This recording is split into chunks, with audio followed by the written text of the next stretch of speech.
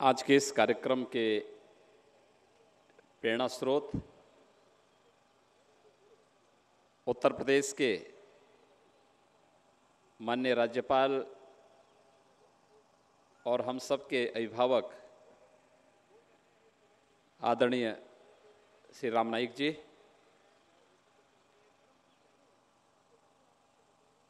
मंच पर उपस्थित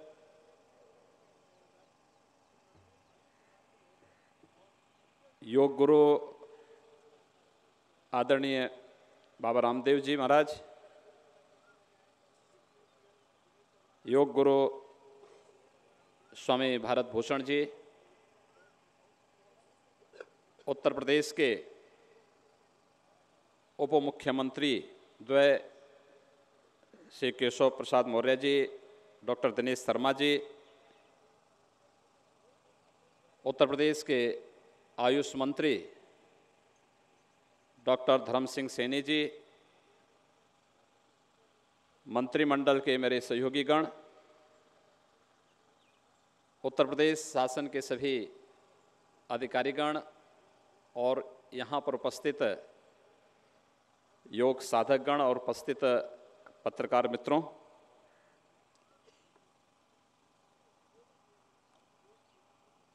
देश के यशस्वी प्रधानमंत्री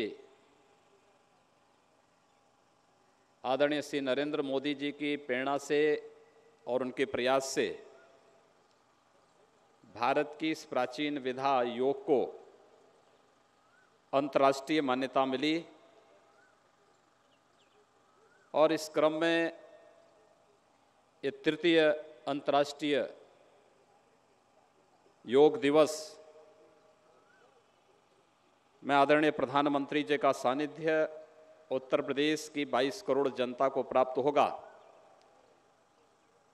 21 जून को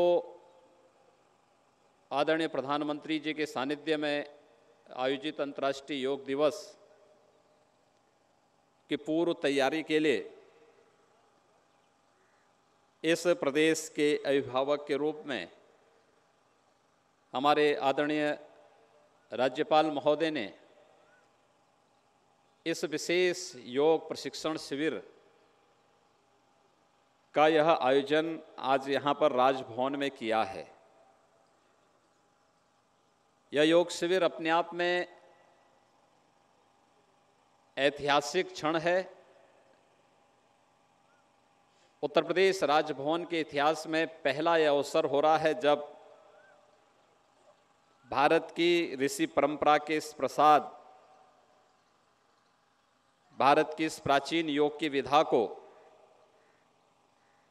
हम सब राजभवन में सामूहिक रूप से एक साथ यहाँ पर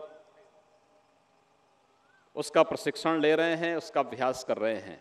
मैं इस अवसर पर आदरणीय राज्यपाल महोदय जी का, योग गुरु आदरणीय बाबा रामदेव जी का, योग गुरु स्वामी भारत भूषण जी का और आप सभी गणमान्य अतिथियों का हृदय से स्वागत करता हूं, अभिनंदन करता हूं। सबसे बड़ी बात तो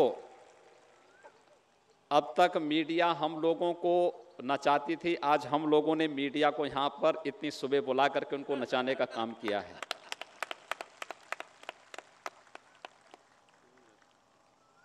और मैं चाहूँगा कि मीडिया के हमारे मित्र भी आज अगर इस योग शिविर में स्वयं योग करेंगे तो तन से भी स्वस्थ रहेंगे और मन से स्वस्थ रह करके स्वस्थ समाचार का भी संपादन पूरे प्रदेश और देश में करने में सफल होंगे। उनका भी स्ट्रेस लेवल कम हो जाएगा। हाँ, जो समाचार की तेजी में आधा धापी में कभी कभी थोड़ा फिसलन हो जाती है तो तन के स्वस्थ रहने पर मन स्वतः ही स्वस्थ होता हुआ दिखाई देगा और योग उसकी सबसे अच्छी विधा है। सज्जनों, योग सामान्य अर्थ में हम योग जोड़ को कहते हैं। कोई दो अंकों का जोड़, कोई दो वस्तुओं का जोड़ अपने आप में योग हुआ। लेकिन जब हम योग की भाषा में उसे कहेंगे, आध्यात्मिक भाषा में कहेंगे तो योग समाधि के रूप में महर्षि व्यास ने इसको परिभाषित किया है। समाधि बिना योग के नहीं हो सकती। तन और मन का समन्वय ये अपने आप में एक योग है। अनेक प्रकार से हम इसको परिभाषित कर सकते हैं। अलग अलग स्थानों पर इसकी अलग अलग परिभाषाएं और उसके अलग अलग मार्ग आपको मिल सकते हैं, लेकिन लक्ष्य एक ही है कि हम एक स्वस्थ तन से एक स्वस्थ मस्तिष्क का निर्माण कर सकें और स्वस्थ मस्तिष्क से एक स्वस्थ समाज और स्वस्थ राष्ट्र हम के रूप में प्रस्तुत हो सकें। भारत की इस प्राचीन विधा को अंतर्राष्ट्रीय मान्यता प्रदान की है। आज इस देश के यशस्वी प्रधानमंत्री आदरणीय श्री नरेंद्र मोदी जी के पुरुषार्थ ने और उनके प्रयास ने, जब 21 जून को दुनिया के लगभग 200 देश एक साथ भारत के श्री ऋषि प्रसाद के साथ जुड़ते हुए दिखाई देंगे और भारत के अंदर करोड़ों लोग एक साथ योग करते हुए दिखाई देंगे।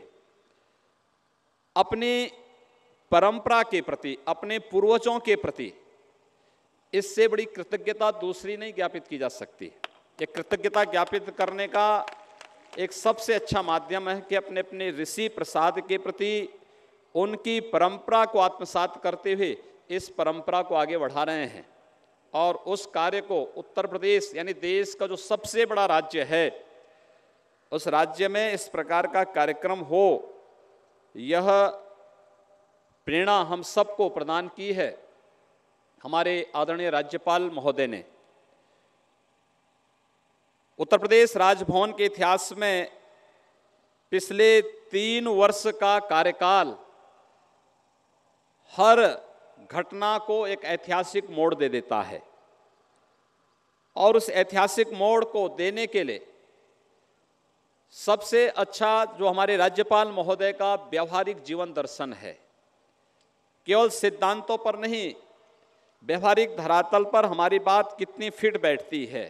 हम लोग अक्सर विभिन्न मुद्दों को लेकर के, शासन प्रशासन से जुड़ी विभिन्न बातों को लेकर के जब राज्यपाल महोदय से बात करते हैं तो अंत में उनका एक ही बात सामने आती है, उनके द्वारा एक ही बात कही जाती है, भाई ठीक है ये तो सिद्धांत है लेकिन इसका व्यवहारिक पक्ष क्या है इसको तो बताओ।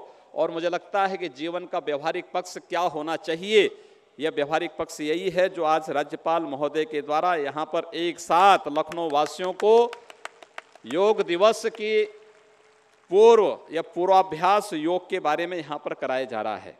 क्योंकि प्रधानमंत्री जी के साथ योगाभ्यास एक ऐतिहासिक क्षण होगा लखनऊ वासियों के लिए। अनेक संगठनों ने इस संबंध में अपने रजिस्ट्रेशन प्रारंभ किए हैं और लखनऊ का हमारा जिला प्रशासन इस पर पूरी तत्परता के साथ कार्य कर रहा है। लेकिन उस सब के बावजूद हम इससे पहले बैठ करके एक बार इसका अभ्यास कर लें, यह सोच एक व्यवहारिक सोच थी और राज्यपाल महोदय ने कहा कि नहीं ये कार्य होना चाहिए और इसके लिए उन्होंने राजभवन उपलब्ध करवाया। यद्यपि राजभवन में सामान्यतः 3 वर्ष पहले तो सामान्य जन का आना भी दुर्लभ होता था, लेकिन आज राजभवन जनता का भवन बन गया है और जनता की समस्याओं के समाधान का तो एक केंद्र बन ही गया है। लेकिन साथ साथ भारत की इस प्राचीन विधा के साथ भी राजभवन का जुड़ाव, राजभवन के माध्यम से आम जन का जुड़ाव हो, यह अभिनंदनीय है। मैं इसके लिए अपने गवर्नर साहब का हृदय से अभिनंदन करता हूं, आप सबका स्वागत करता हूं और हमें विश्वास है कि 21 जून को जब प्रधानमंत्री जी का आगमन लखनऊ में योग दिवस के अवसर पर होना है, हम उस क्षण को ऐतिहासिक बनाने के लिए अपनी पूरी ताकत और अपनी पूरी ऊर्जा का उपयोग करेंगे। जिन लोगों को रमाबाई अंबेडकर पार्क में स्थान मिलेगा वे वहां पर, अन्यथा लखनऊ के सभी पार्कों पर हम लोगों के द्वारा, उत्तर प्रदेश सरकार के द्वारा, विभिन्न स्वयंसेवी संगठनों के द्वारा, विभिन्न धर्मार्थ संगठनों के द्वारा इस प्रकार के आयोजन वहां पर संपन्न किए जाएंगे। इसलिए उन सब में हम भागीदार बने, पूरे उत्साह के साथ हम भागीदार बने और अपनी परंपरा और अपने पूर्वजों के प्रति अपनी कृतज्ञता को, अपनी ऋषि परंपरा के प्रति अपनी कृतज्ञता को ज्ञापित करें। इस विश्वास के साथ मैं एक बार पुनः राज्यपाल महोदय का इस प्रेरक कार्य के लिए अभिनंदन करता हूं। योग गुरु पूज्य संत स्वामी रामदेव जी महाराज का और योग गुरु स्वामी भारत भूषण जी का हृदय से स्वागत करते हुए आप सबका भी मैं हृदय से अभिनंदन करता हूं। धन्यवाद। जय हिंद।